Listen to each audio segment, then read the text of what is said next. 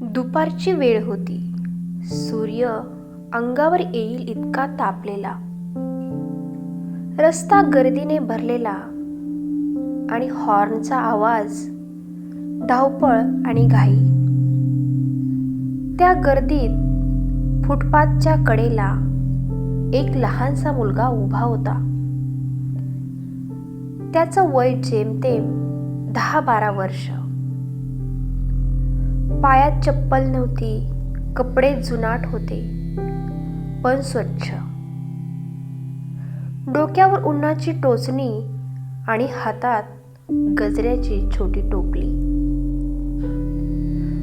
तो कुणाकडे ओरडत नव्हता, हाक मारत नव्हता, पण समोरून जाणाऱ्या लोकांकडे पाहत होता.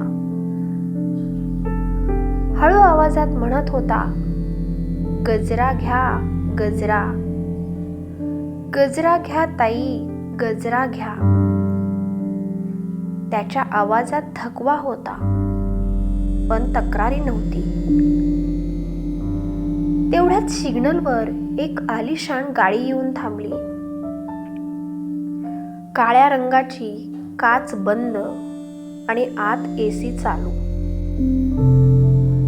गाडीत बसलेली बाई मोबाईलवर कुणाशी तरी बोलत होती. चेहऱ्यावर ताण, घाई आणि वैताग होता. मुलगा गाडीच्या जवळ गेला, खिडकीजवळ उभा राहिला. थोडा संकोचला पण तरीही म्हणाला, ताई, गजरा घ्याल का? बाईने एक क्षण त्याच्याकडे पाहिलं. नजर थेट चेहऱ्यावर नाही तर जणू त्याच्या अस्तित्वावरच चिडलेली. नकोय मला, पुढे जा, ती रागात म्हणाली. मुलगा मागे सरकला पण चेहऱ्यावर राग नव्हता, निराशाही नव्हती. तो फक्त हळूच म्हणाला, ठीक आहे ताई. गाडी पुढे निघणार तेवढ्यात तो एक पाऊल पुढे आला आणि अगदी शांतपणे बोलला, आज नाही घेतले तरी चालेल. देव तुमचं भलं करो. हे वाक्य ते साधं होतं पण त्या बाईच्या कानात काहीतरी खोलवर रुतलं गेलं होतं. गाडी पुढे सरकली पण तिचं लक्ष रस्त्यावरच नव्हतं. डोळ्यासमोर तो मुलगा फिरत होता, उन्हात उभा, रिकाम्या पायांनी, आणि तरीही कुणासाठी वाईट शब्द न बोलणारा. त्या क्षणी फक्त सिग्नल बदलला नव्हता, सिग्नल सुटला. गाडी पुढे सरकली पण त्या बाईचं मन मात्र तिथेच मागे राहिलं. मोबाईल अजूनही हातात होता पण शब्द ऐकू येत नव्हते. काचेतून बाहेर दिसणारा रस्ता धूसर झाला होता. तिच्या डोळ्यासमोर तो मुलगा पुन्हा उभा होता, रिकाम्या पायाने उन्हात उभा, हातात गजऱ्याची छोटी टोपली आणि चेहऱ्यावर शांतपणा. आज नाही घेतले तरी चालेल, देव तुमचं भलं करो. ते शब्द तिच्या कानात नव्हते तर थेट मनात घुसले होते. ती स्वतःशीच पुटपटली, इतक्या लहान वयात इतकी समज कशी? गाडी वेगात होती पण तिच्या आठवणी हळूहळू मागे जात होत्या. तिला तिचं लहानपण आठवलं. तेव्हा तिच्या हातातही आईने दिलेली फुलांची छोटी पिशवी असायची. सिग्नलवर उभी राहून ती फुले विकायची. आज ती सगळं विसरून गेली होती. मोठी गाडी, मोठा मोबाईल आणि मोठा अहंकार यात हरवून गेली होती. तिने ड्रायव्हरला आवाज दिला, गाडी थांबवा. ड्रायव्हर चकित झाला. इथे इथे मॅडम? हो, आत्ताच. गाडी बाजूला थांबली. ती पुन्हा मागे वळली. तो मुलगा अजून तिथेच होता. सिग्नल बदलला तरी तो गजरे विकतच होता. तिने काच खाली केली.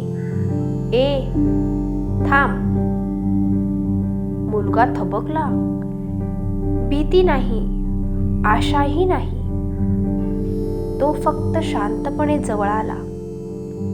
गजरा दे. त्याने टोपली पुढे केली.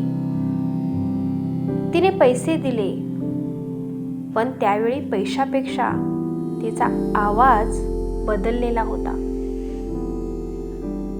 तू रोज इथेच येतोस का? मुलगा हळूच मान हलवतो. शाळेत जात नाहीस? तो खाली पाहत म्हणाला, आई आजारी आहे. औषधासाठी पैसे लागतात. त्या एका वाक्यानं तिच्या छातीत कळ आली. गाडी पुन्हा सुरू झाली, पण त्या दिवशी तिने फक्त गजरेच घेतले नव्हते. तिने आपली हरवलेली माणुसकी परत घेतली होती. गाडी पुढे निघाली, पण त्या बाईच्या मनात काहीतरी शांत बसत होतं. हातात घेतलेले गजरे ती सारखे सारखे पाहत होती. ते फक्त फुलेच नव्हती, ते त्या मुलाच्या आयुष्याची ओझी होती. तिने ड्रायव्हरला पुन्हा थांबवलं. मागे वळूया.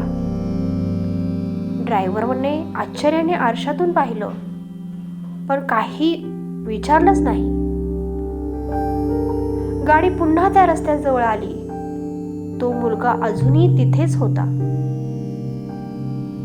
ऊन तसंच होतं, गर्दी सुद्धा तशीच होती, पण त्याच्या डोळ्यात थोडी थकवा अधिक दिसत होता. ती गाडीतून उतरली. आजूबाजूचे लोक पाहू लागले. अशा गाडीतून उतरणारी बाई आणि रस्त्यावर उभा गरीब मुलगा, दृश्यच वेगळं होतं. ती त्याच्या जवळ आली. तुझं नाव काय? ती विचारली. अमोल, तो हळू आवाजात म्हणाला.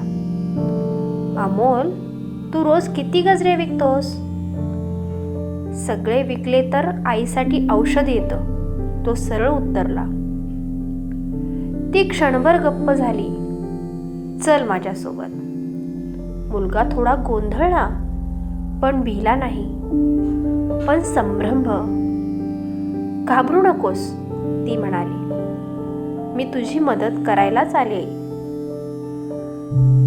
तिने त्याच्या हातात सगळी टोपली घेतली आणि उरलेले सगळे गजरे एकदम विकत घेतले.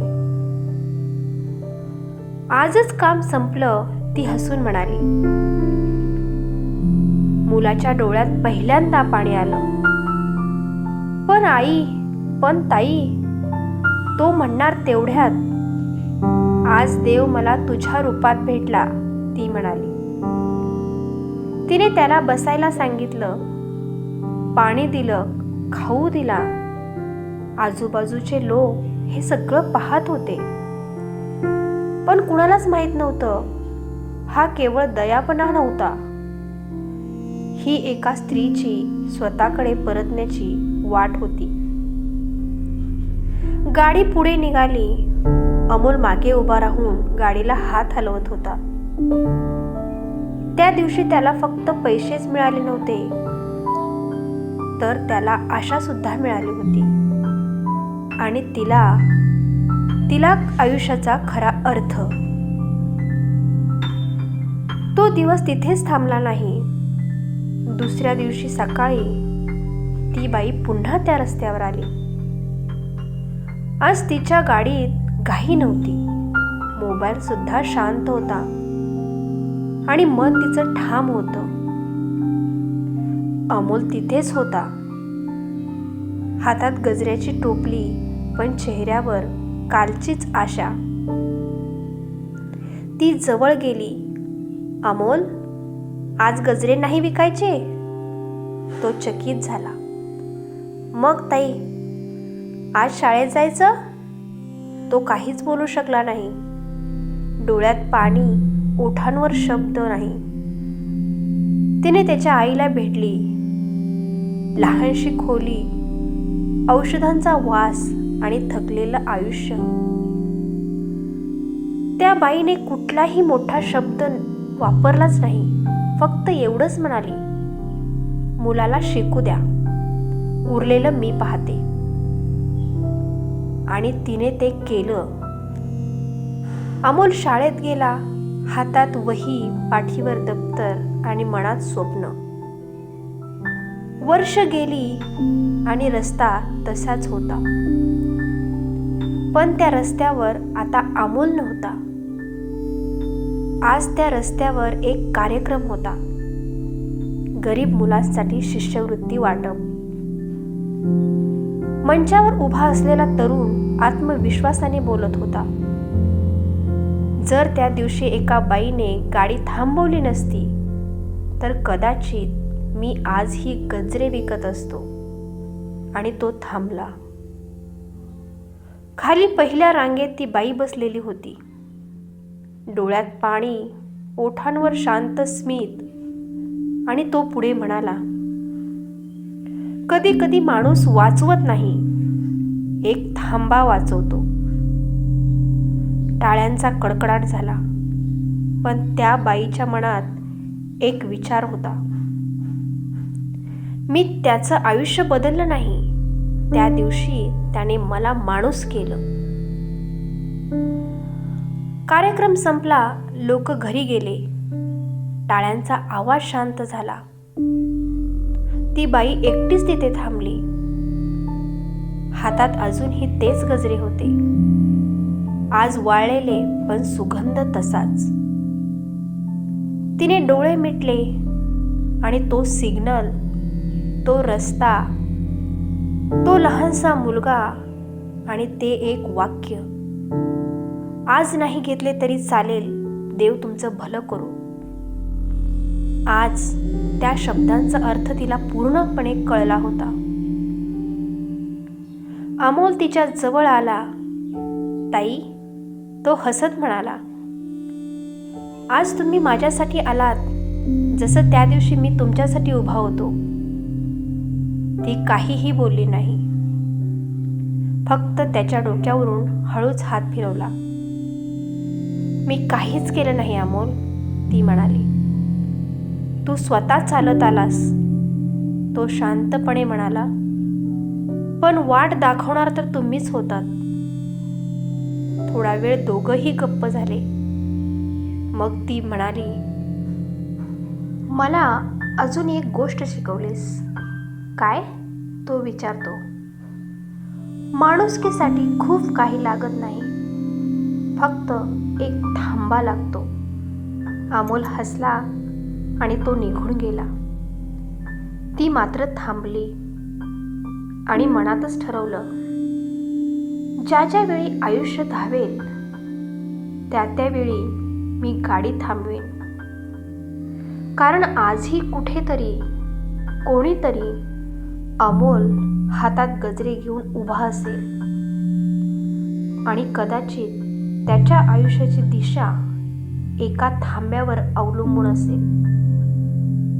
कधी कधी देव समोर येत नाही, तो रस्त्यावर उभा असतो.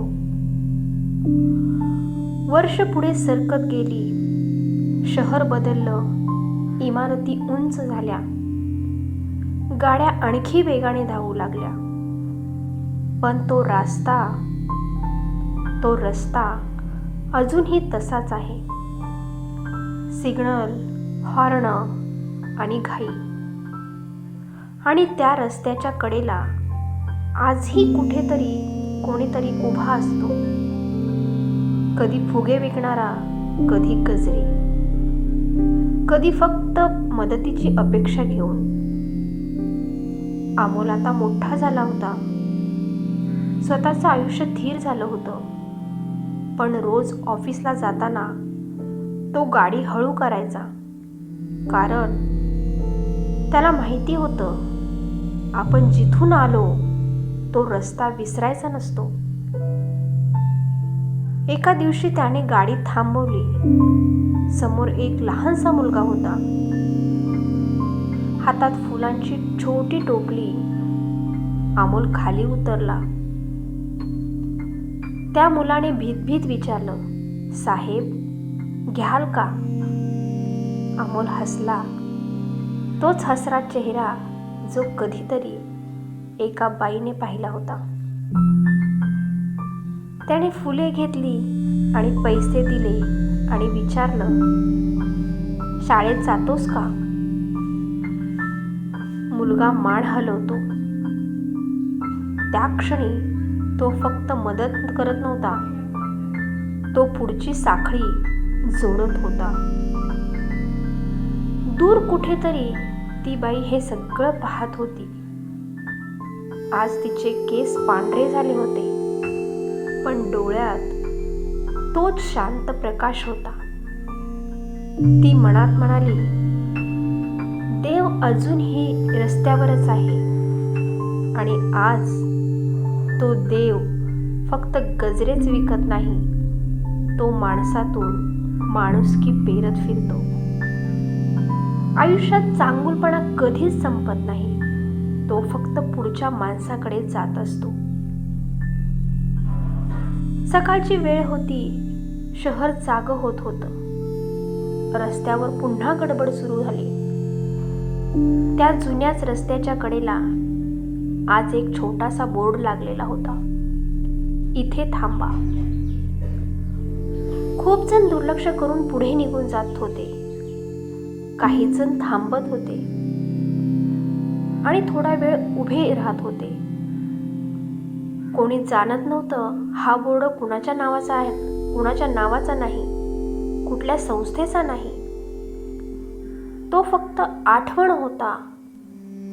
त्या रस्त्याच्या दुसऱ्या टोकाला एक छोटं शाळेसारखं केंद्र उभं राहिलं होतं. नाव होतं गजरा. इथे गरीब मुलं शिकत होती.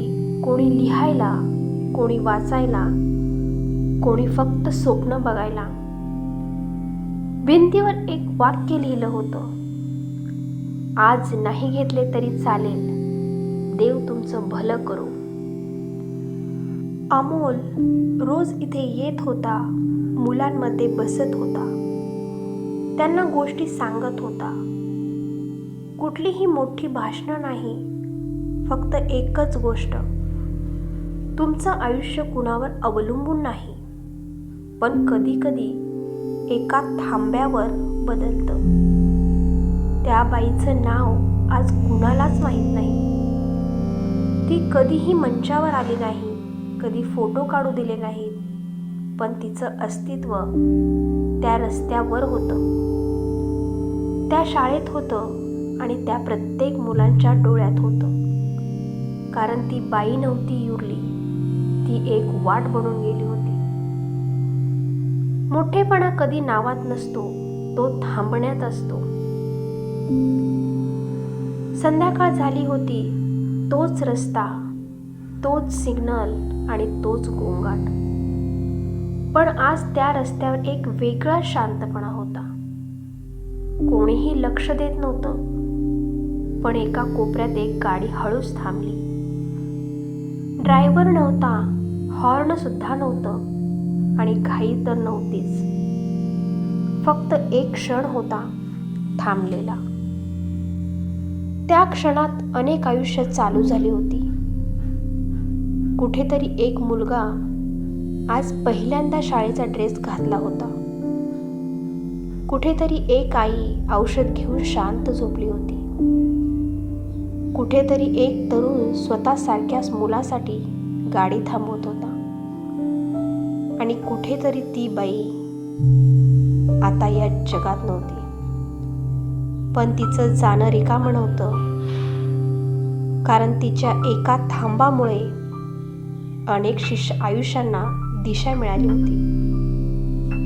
आज त्या रस्त्यावरून जाणारे फक्त गाड्या चालवत नाहीत, काही जण मन सुद्धा चालवतात. आणि कधी कधी थांबतात, कारण आता त्या रस्त्याला माहीत आहे देव कधी वरून येत नाही, तो आपल्या समोर उभा असतो. फक्त आपण गाडी थांबवतो का हे महत्त्वाचं असतं. पुढच्या वेळी घाई असेल तरी एकदा थांबा. कदाचित कुणाचं संपूर्ण आयुष्य तुमचं वाट पाहत असेल. ही कथा इथेच थांबली, पण खरं सांगायचं तर ही अजून संपलेली नाही. कारण रस्ता फक्त कथेतच नव्हता, तो आपल्या आयुष्यातही आहे. आपणही रोज कुणा ना कुणाला असंच भेटत असतो. कोणी मदतीची अपेक्षा घेऊन, कोणी फक्त एका शब्दांची वाट पाहत, कोणी गजरे विकतो तर कोणी फक्त आशा विकतो. पण आपण काय करतो? आपण सिग्नल पाहतो, घाई पाहतो आणि पुढे निघून जातो. त्या बाईने काही मोठं दान केलं नव्हतं. तिने जग बदलायचा दावा सुद्धा केला नव्हता. तिने फक्त गाडी थांबवली होती आणि त्या एका थांबवण्याने एका मुलाचं आयुष्य बदललं आणि अनेक आयुष्यांना दिशा मिळाली. आज प्रश्न हा नाही की तुमच्याकडे किती आहे, प्रश्न इतकाच आहे, उद्या तुम्ही कुठे थांबणार आहात. जर ही कथा तुम्हाला थोडीशी आवडली असेल तर ही कुणापर्यंत तर पोहोचवा. हीच खरी माणुसकी आहे. कथा आवडली असेल तर लाईक करा. अशा कथा जास्त लोकांपर्यंत पोहोचवाव्यात म्हणून शेअर करा. आणि अशाच हृदयाला स्पर्श करणाऱ्या कथा ऐकण्यासाठी आपल्या चॅनलला सबस्क्राईब करायला विसरू नका.